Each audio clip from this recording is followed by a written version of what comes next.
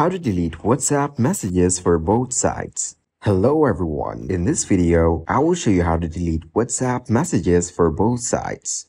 Begin by opening your WhatsApp application on your mobile device. Hold the message and tap on the delete option. Tap on the delete icon. Note that the delete for everyone option is not available for old messages. Hold the message again and tap on info. Take note of the time when you originally sent the message. Turn on flight mode on your device. Open your mobile settings. Tap on General and then Date and Time. Turn off Set Automatically. Set the date and time to match when you send the message.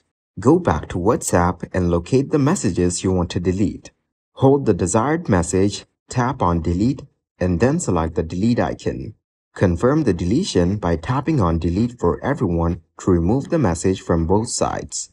Repeat the same process for any other messages you want to delete. Write a new message, send it, and then hold the message. Tap on Delete and choose Delete for everyone to erase it from both sides. Thank you guys for watching this video. Hope you got some value. Make sure to like the video and subscribe to the channel to get notified of new videos. See you in the next one.